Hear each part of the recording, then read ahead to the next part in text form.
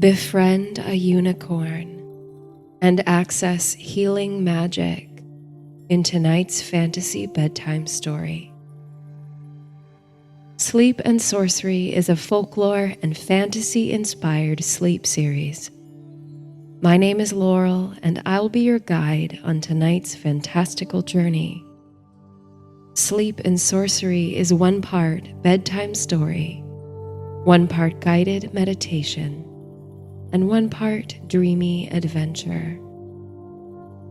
Concentrate on my voice only as long as it serves you.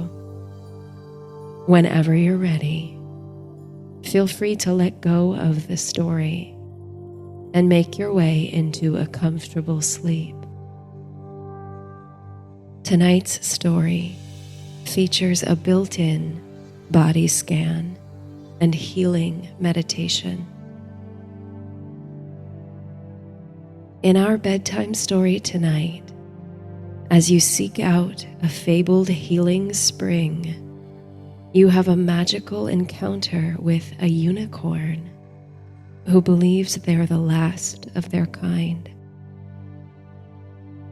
After they heal you of all your ailments, you offer to accompany them on a search for other unicorns.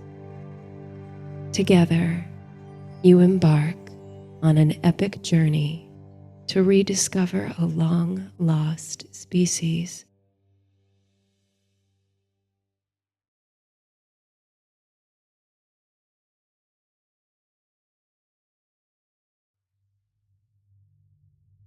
Still, I have read or heard it sung that unicorns, when time was young, could tell the difference twixt the two, the false shining and the true.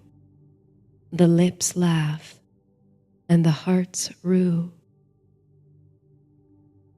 Peter S. Beagle, The Last Unicorn.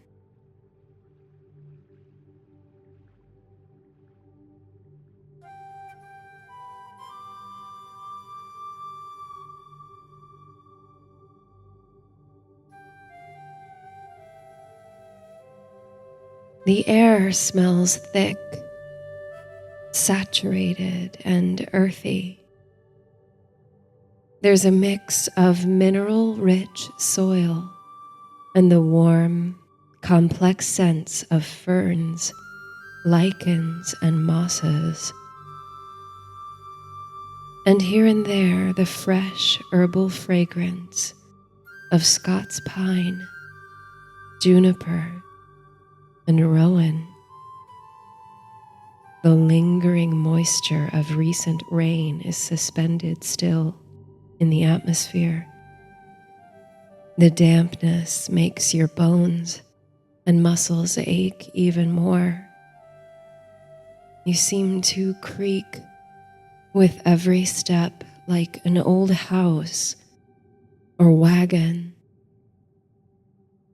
Your body drags, pulled onward by your commitment, your determination to reach the spring. You've come too far to turn back, but oh, how your weary body would love to lie down and give in. Still you push on, unwilling to admit defeat. Miles of taiga already stretch behind you, though who knows how many miles are still ahead. A map can only take you so far when seeking the landmarks of legend.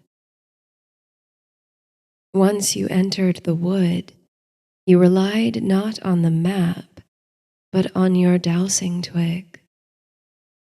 You carved it yourself of a forked hazel branch and learned the ways of water witching from a wise woman in your town. Now you grip it in both hands, holding it steady above the ground, waiting for its end to dip when it discovers a source of groundwater You must go slowly, and for this, your aching bones both thank you and curse you.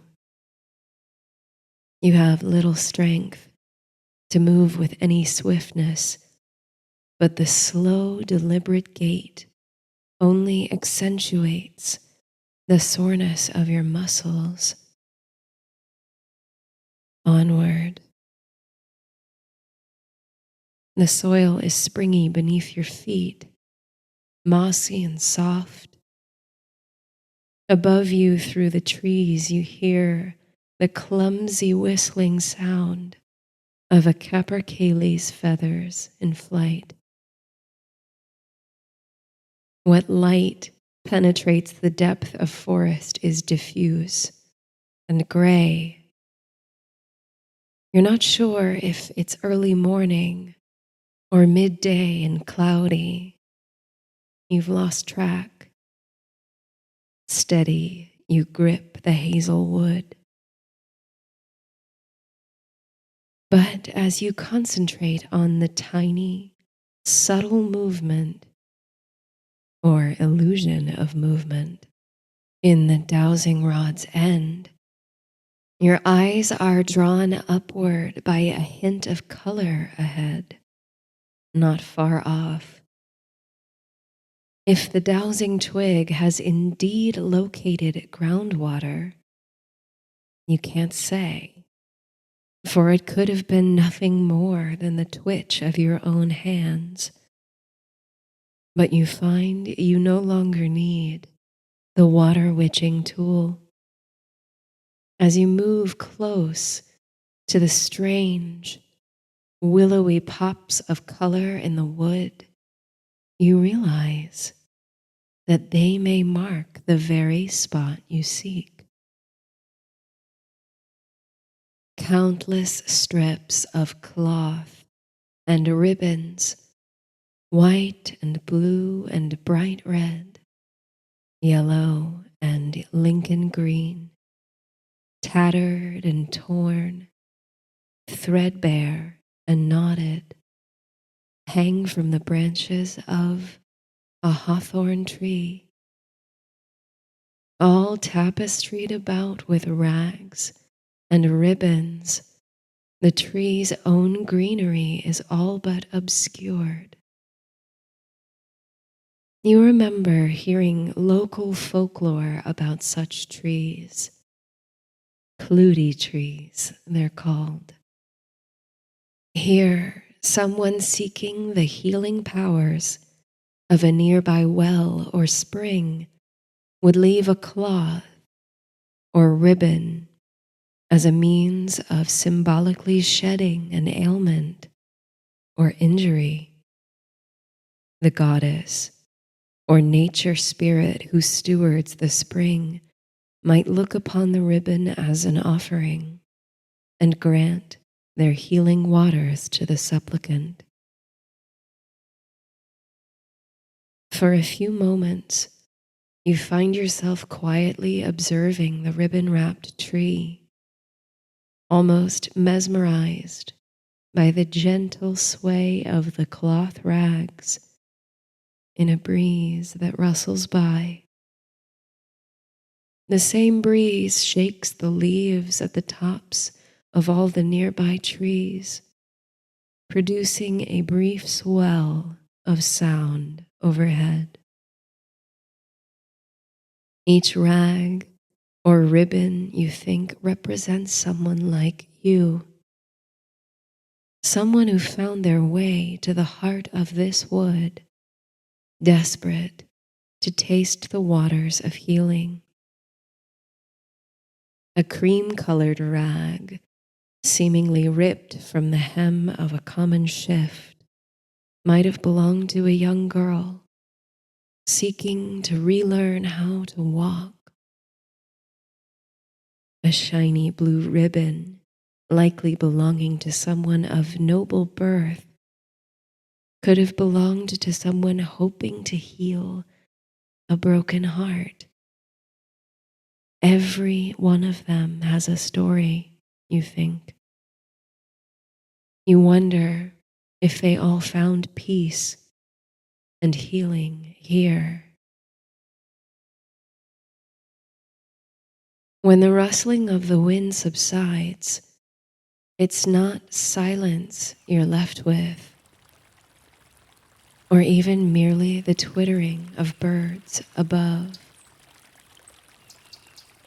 It takes you a moment to realize it, but the sweet sound finally reaches your ears and weary mind. The sound of water, trickling, tripping, lapping, small and clear. You search the ground nearby, and your heart flutters when your eyes find the source of the sound. A small and steady stream runs through an opening in the trees, just steps from the kludi tree. Hardly a meter wide and shallower still, the stream runs south, its crystal waters tripping over rocks and splashing against tree roots. It's a lovely thing. You feel a crashing of thirst, your lips and tongue parched and longing. But there's something you must do before you can plunge your hands into the cool water, before you can raise that water to your mouth and drink.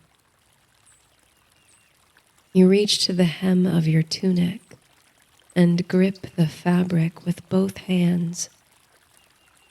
The joints in your fingers ache and twinge, but you summon all the strength you can muster to tear a small strip from the end.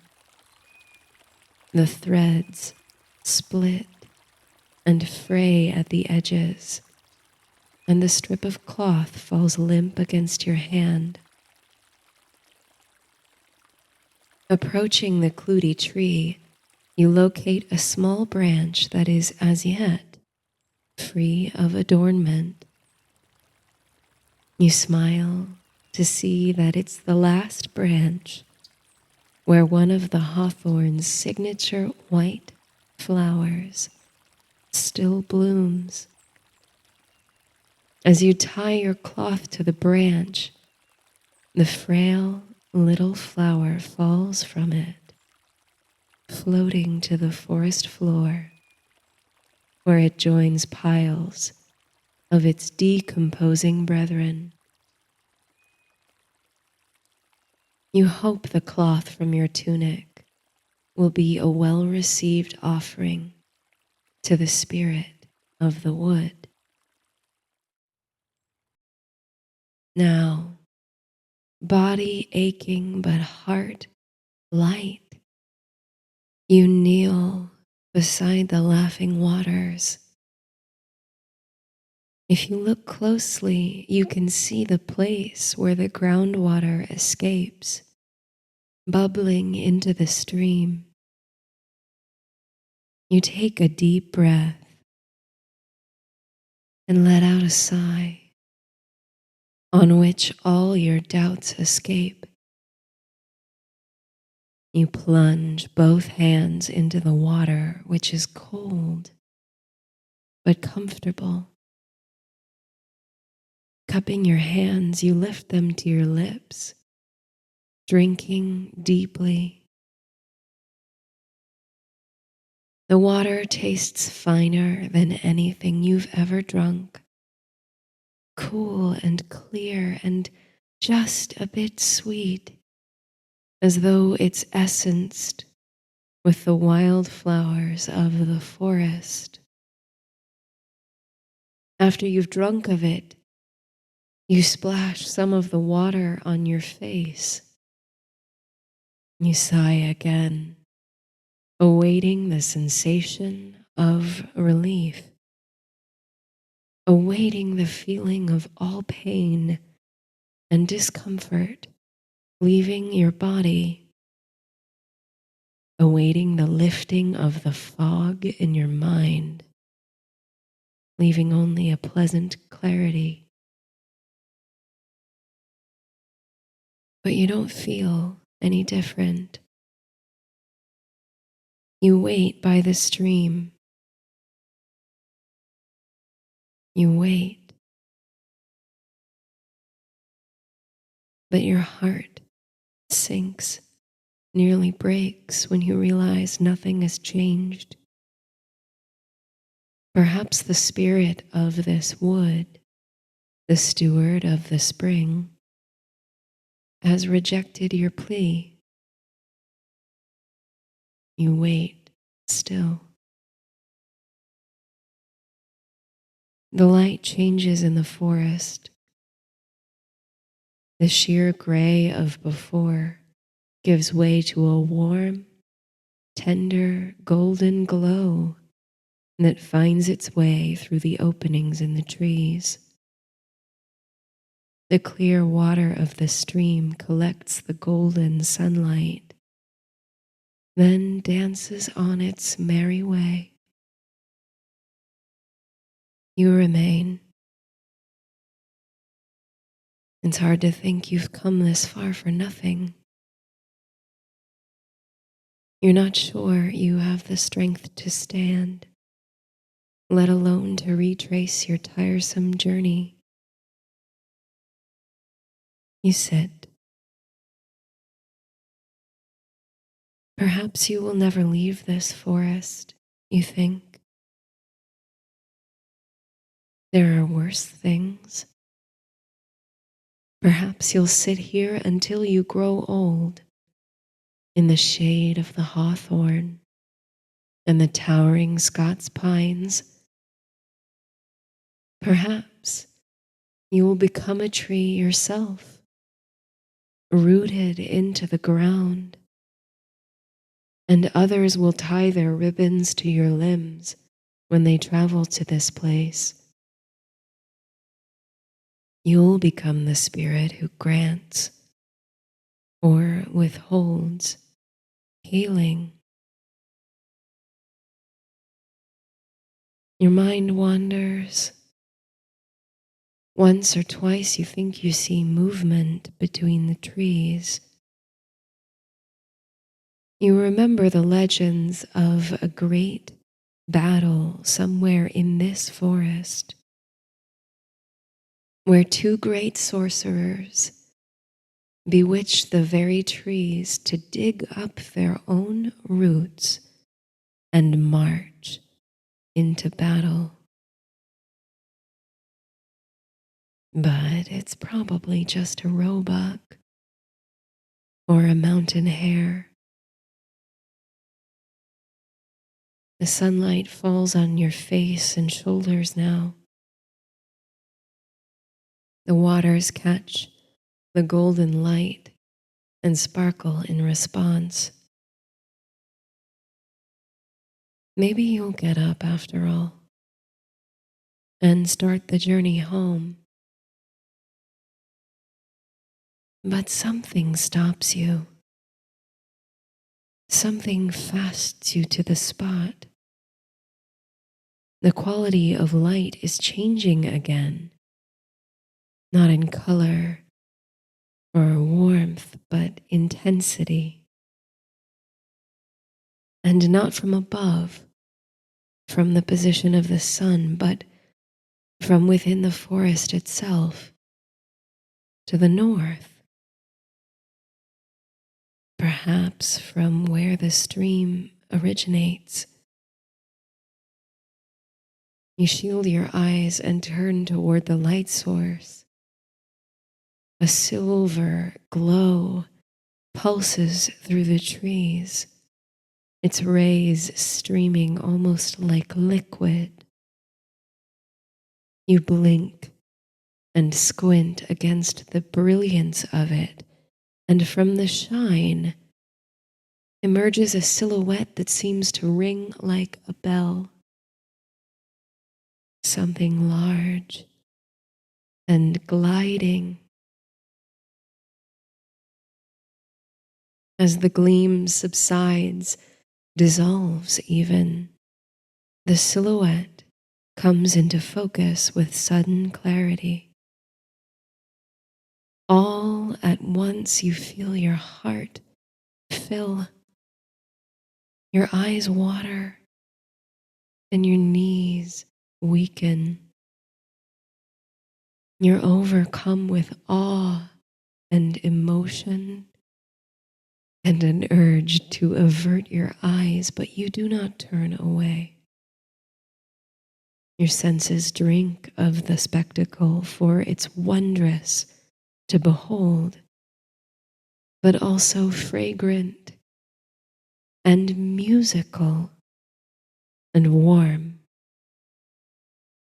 an entire sensory outpouring. And there, in the wake of it all, is the most beautiful thing, truly the most wonderful thing you've ever beheld. A pure, white unicorn,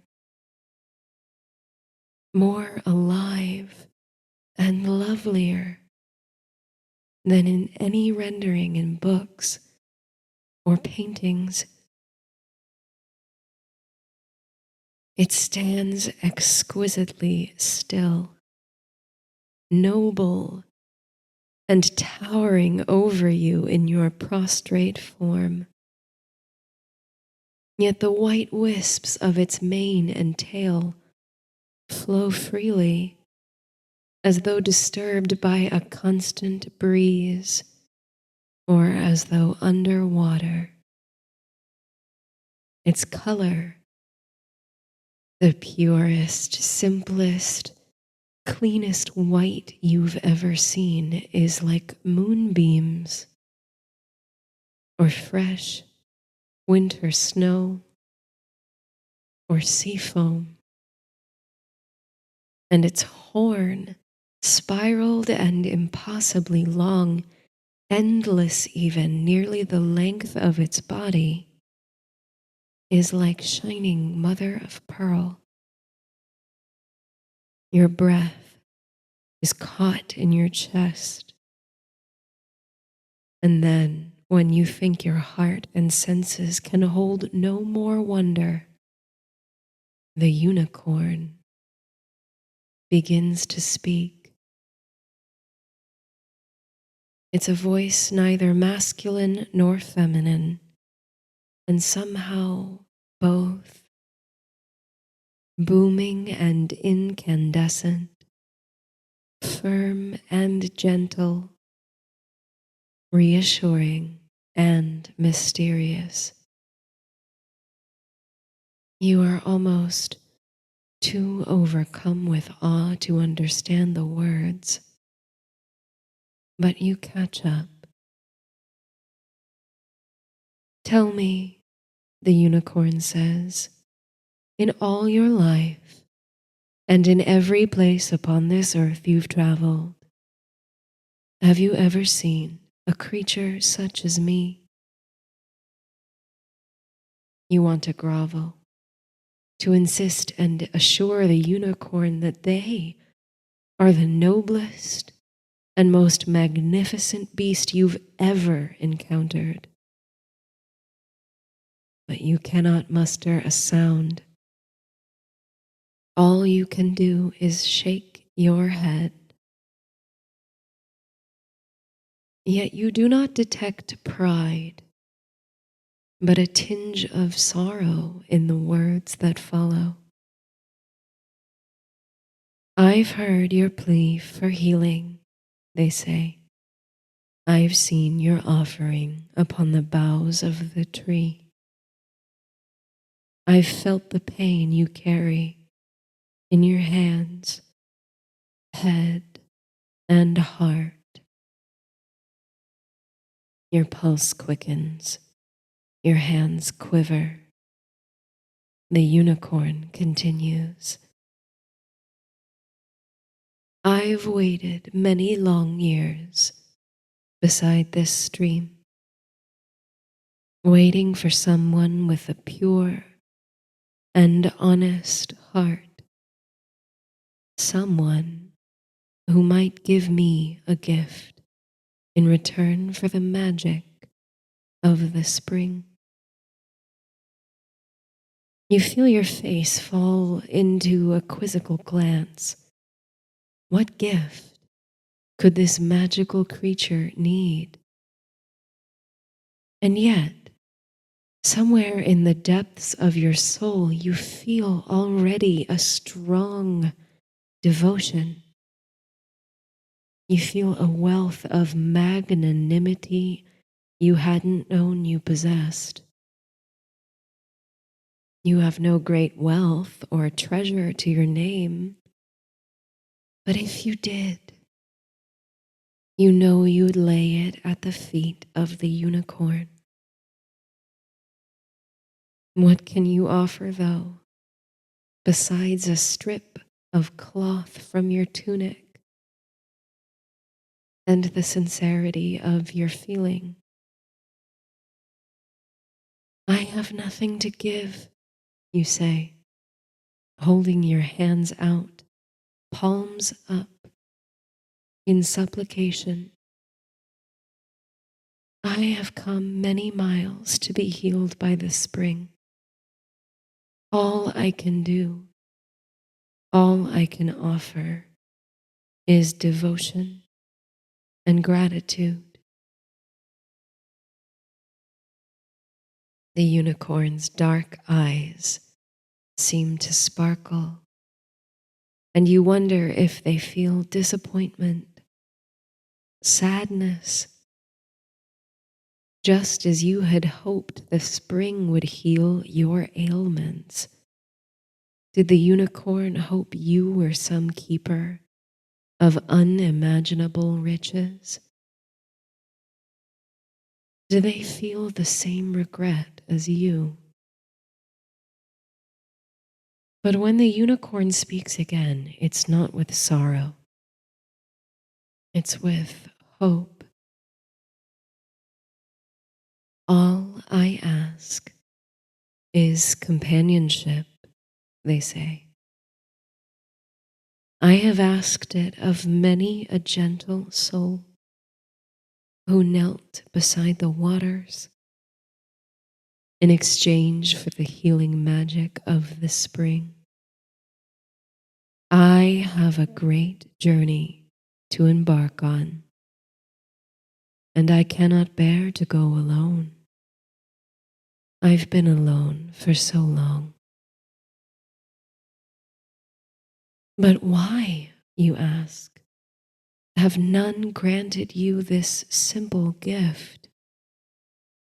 Now the unicorn bows their head. Many have made the promise in moments of weakness or pain, but once granted renewed force and energy, they've seized the newfound freedom. I hold up my side of the bargain, but they choose to break their side. You can hear the heartache in the unicorn's voice, and it sends a pang through your heart. You can't imagine anyone refusing the unicorn anything they ask for. If you had the strength you feel, you'd go to the ends of the earth for them. But perhaps you wonder, if you really did have the strength, would you too make the choice to part ways? If you felt young and healthy and free, would you still bind yourself to the beast? Yes. Yes, you think. I would. I will go with you, you say, confident and bright. Your voice is as strong as you've ever heard it. I too need a friend. The unicorn lifts their head a fraction. It's such a subtle, almost unconscious motion, as though they refuse to show you any inclination of hope. You can empathize with the feeling. You too have felt lonely.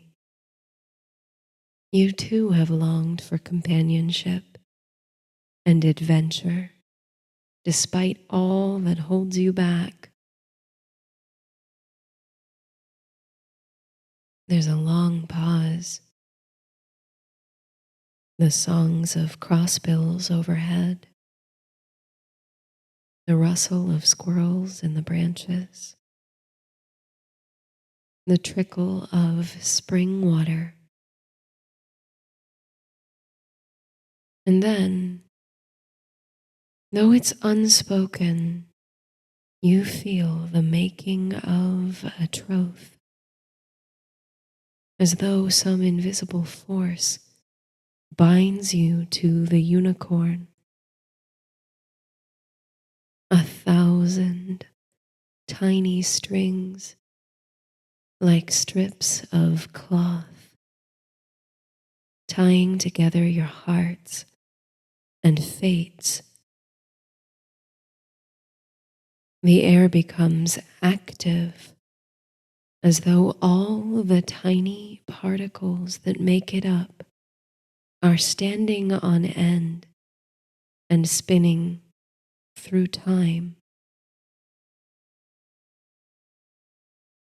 The unicorn, graceful and slow, lowers their head with elegant intention and dips the tip of their spiraled horn in the cool and flowing stream.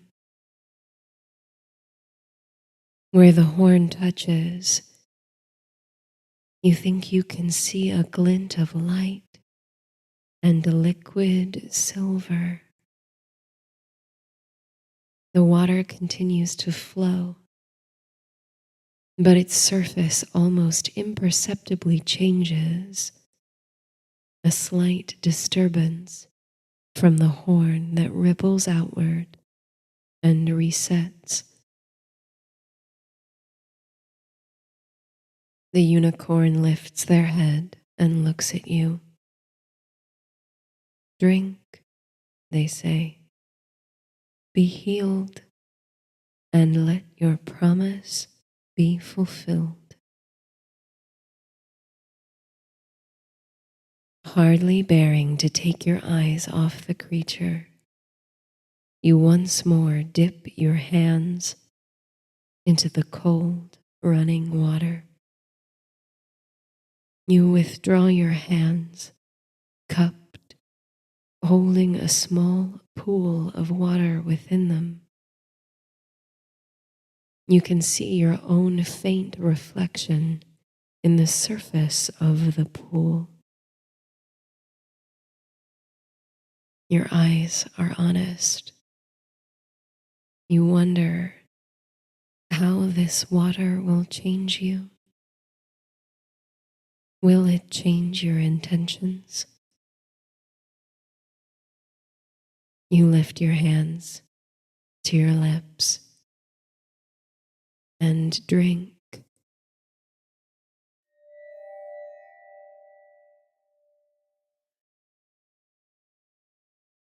The water is cool and clear, gently floral and sweet. You feel your throat opening. Take in a deep breath. At once, you can take in more oxygen than ever before.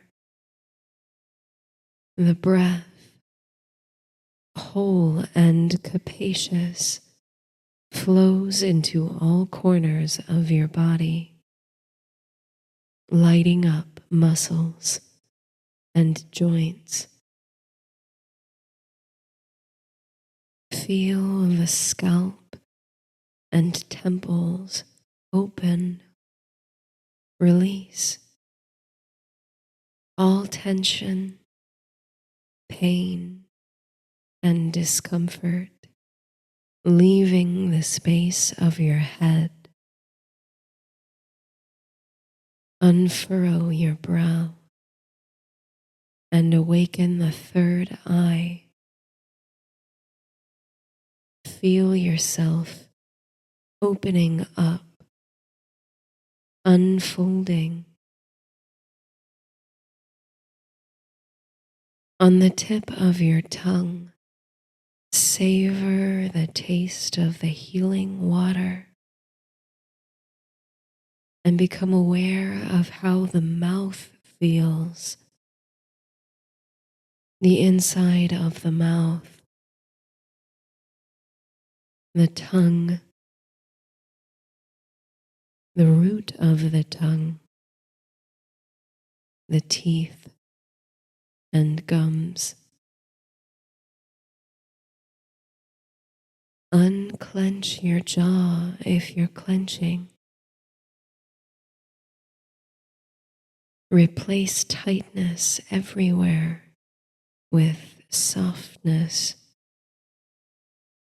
consciously releasing. Feel how releasing the muscles of your jaw and temples releases other parts of the body. How all is connected. One system, all together. You might find an intention or a mantra now, a few words to hold to as a deep resolve. Say it to yourself, out loud or in your mind, in the present tense, as if it's already true.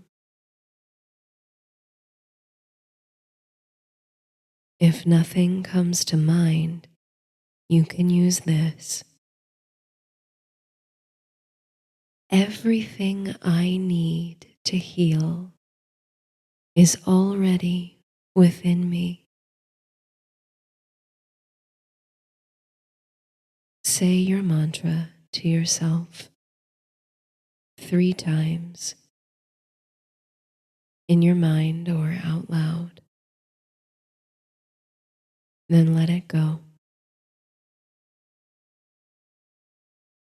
Feel the healing water pass down your throat and into your body.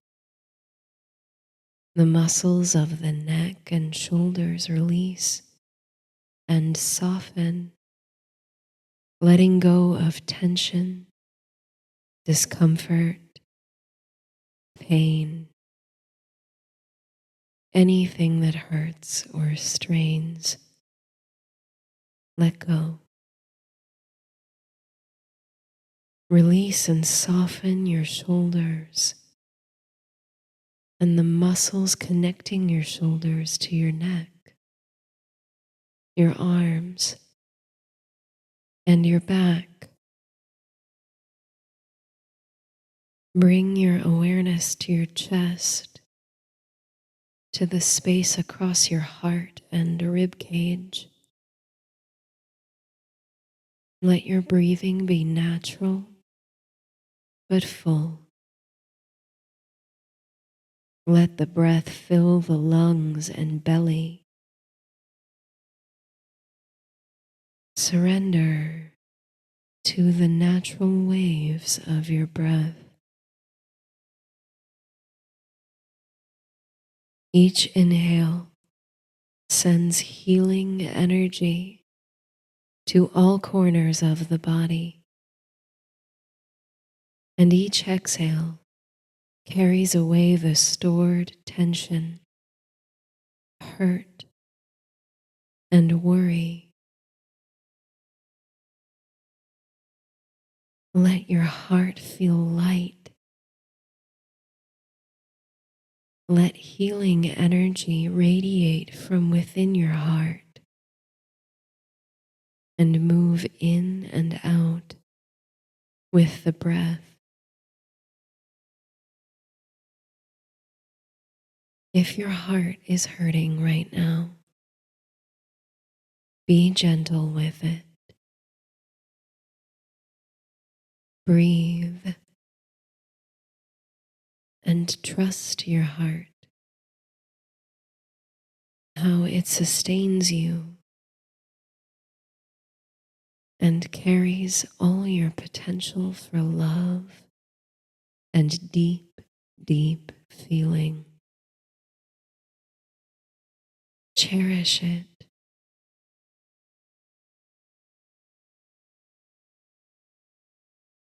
Now feel the muscles of your arms soften and feel the joints of your shoulders, elbows, wrists, and fingers become loose and fluid and smooth. Send your healing breath to the individual joints, carrying any pain or stress out on your exhales, as though you're clearing away cobwebs and sweeping them outside.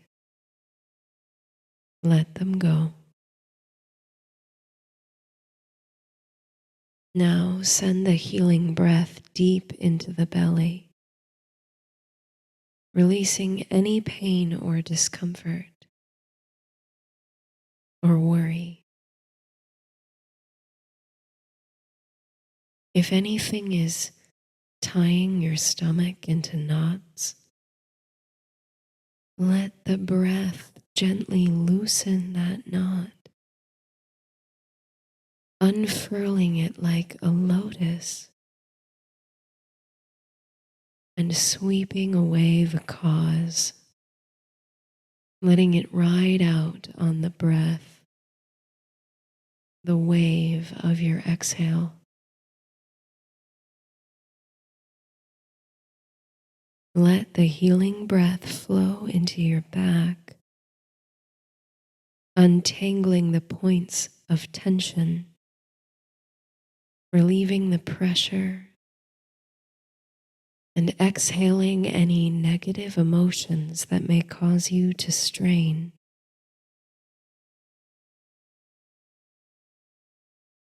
Send the breath and healing energy into your pelvis and legs. Soften the lower abdomen. Acknowledge any pain you may feel in the pelvis and breathe into it. Breathe into the hip points, into any tension, tightness, or strain in the hips.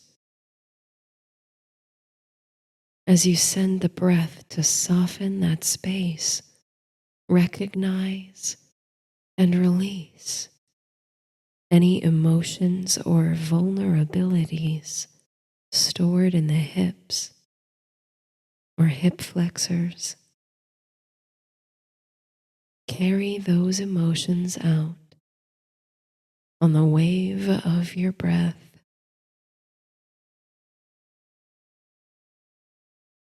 Soften and release the thighs and breathe healing into the joints of the knees. Recognize just how much your knees bear. Thank them and let them soften. Embrace relief and rest and smoothness Breathe. Exhale negativity, pain, discomfort. Breathe into the lower legs and the ankles, rolling the ankles if you like, or simply relaxing them, sending any strain out, like clearing out cobwebs, making way for constructive connections and rejuvenation. Breathe into the soles of the feet and feel any soreness or exhaustion melt. Send a healing breath into the joints of the toes. Waves of healing in, waves of tension out. Feel the coolness and light of the healing water flush through your body like an exhale or a wave from the top of your head to the tip of your toes and radiating outward from your sweet heart, renewing the connections, lightening your head and softening your heart. Feel mind, body, and spirit moving in concert with the waves of breath. Feel rejuvenated. Return to your mantra if you have one. Repeat it to yourself in your mind or out loud and let it go.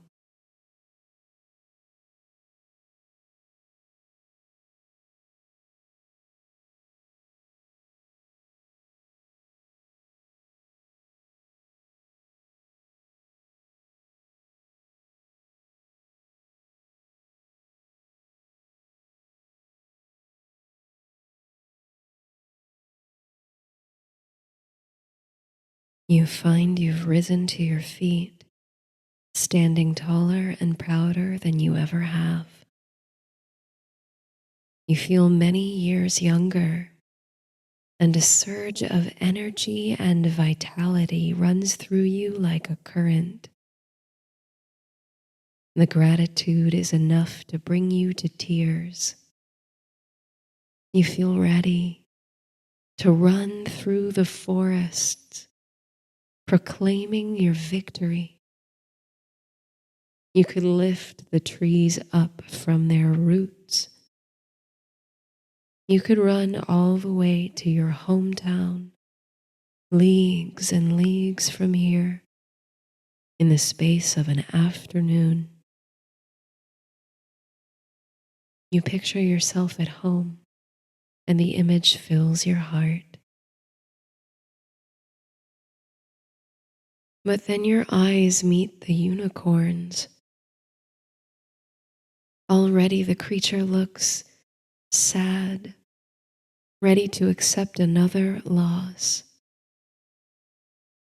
The image of home dissolves in your mind and is replaced by hazy silver glow. You walk toward the unicorn. Oh, how swift and smooth is your gait. And cautiously you place a hand upon their neck. Their eyes lighten. You intend to keep your promise, they ask. You nod. A long journey would do me good, you say, and I owe you infinite gratitude. You ask about the nature of the journey, where you'll go, and the object of the quest. To this, the unicorn does not have a clear answer. Rather, further questions. For all these years, I've been bound to the healing spring of these woods, the unicorn explains. I cannot say how many years, but I have not strayed beyond the borders of the forest. Once, the wood was abundant with others of my kind, and now I fear I am the only one. Your heart aches for the creature. They continue. I wonder in my heart if others like me still run in corners of the world, though my hope of finding them diminishes with each petitioner's testimony. But until now, my charge has forbidden me to go looking for them. You mean you've been trapped here?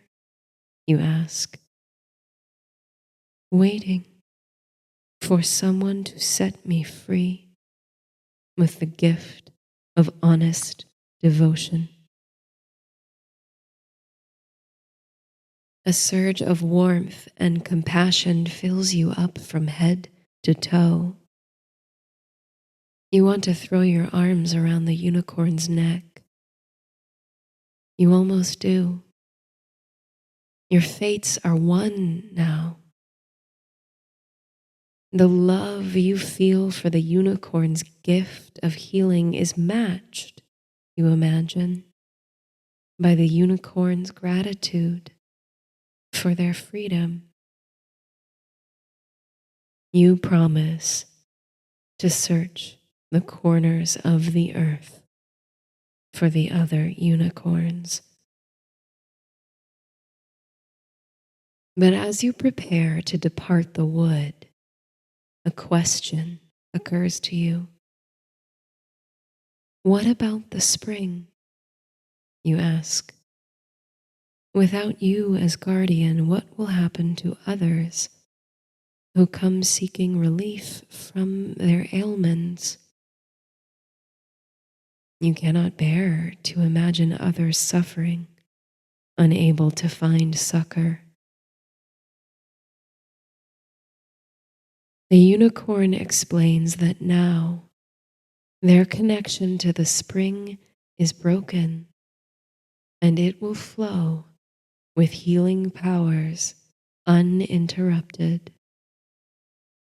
Now, all who seek it shall find their suffering relieved, regardless of their offerings or position.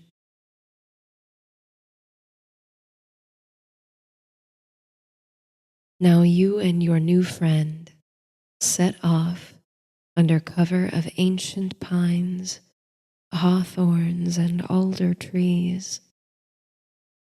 Behind you, the healing spring trickles and bubbles.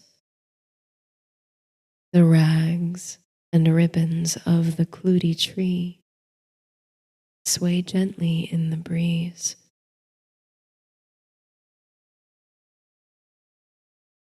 The unicorn lets you ride on their back, and you savor the swiftness of the beast through the winding trails of the forest. over hill and vale. You've never traveled with such speed. Your hair whips in the rippling wind.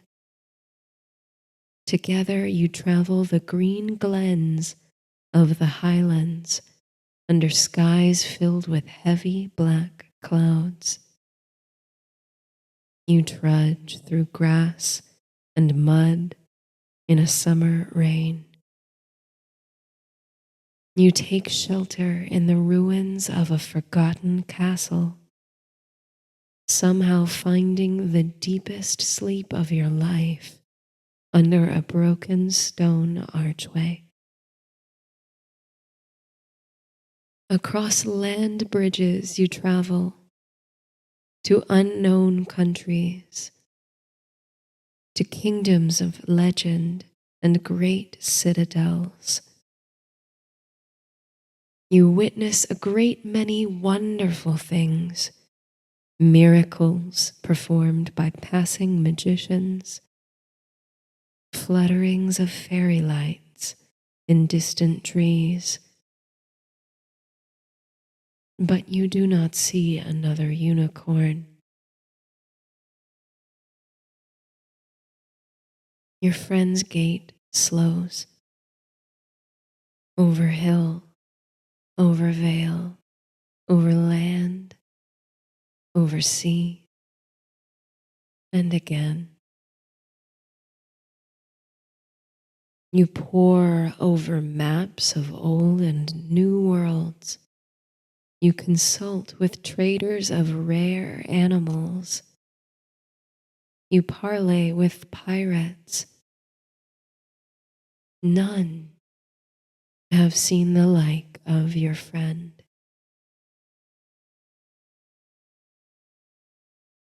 One winter night, the unicorn says they will return to the wood and become guardian of the spring once more.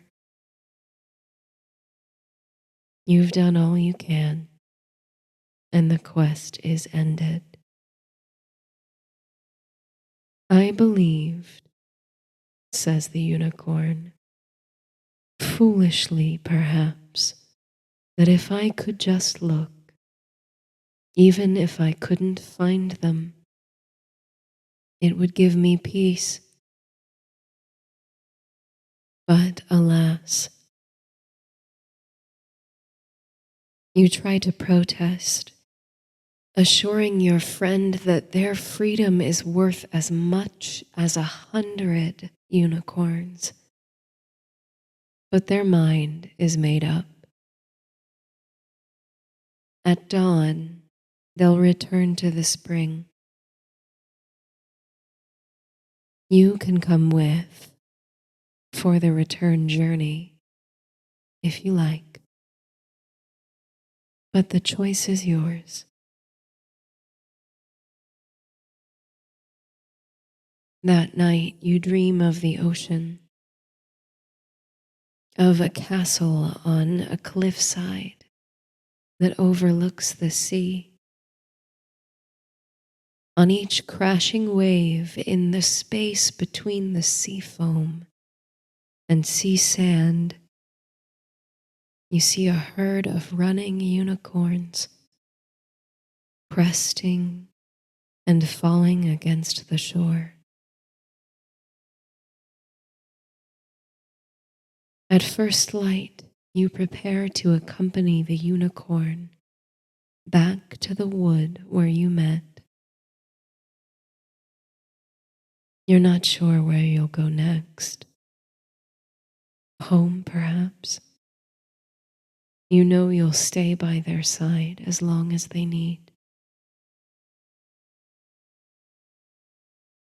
The journey seems longer now.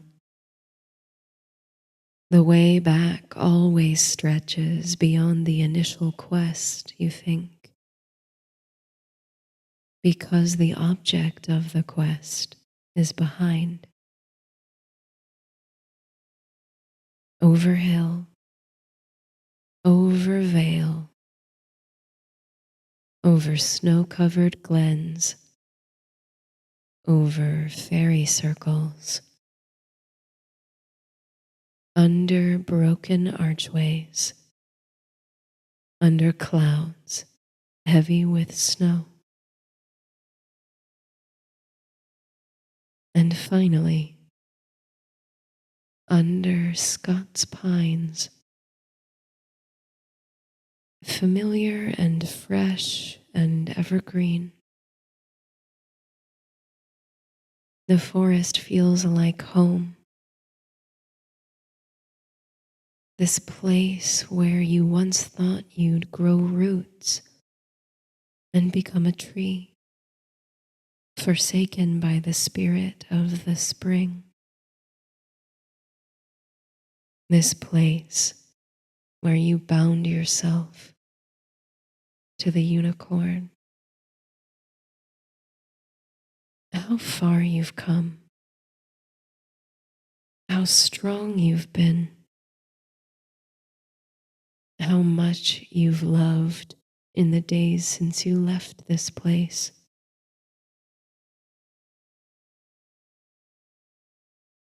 The soil springs back with more pep now under thin layers of frost. Your joints bounce with more resilience. You're lighter on your feet. You try to think back to the person you were when you first came seeking the spring. That person seems like a stranger. You make space in your heart for them.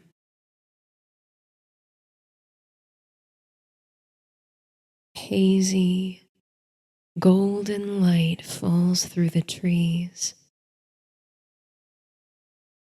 The kind of wintry morning light that melts through the chill and warms the heart. A rustle in the trees. A roe deer, probably. Maybe. But a whisper of fragrance rides on the cold breeze, and a note of inaudible music. Something comes alive in the air. It feels charged. And through the willow and alder trees, the ones that might once have pulled up their roots to fight legendary battles, something is coming toward you and your friend. Something graceful and delicate. On silvery hooves and the fragrance of lilacs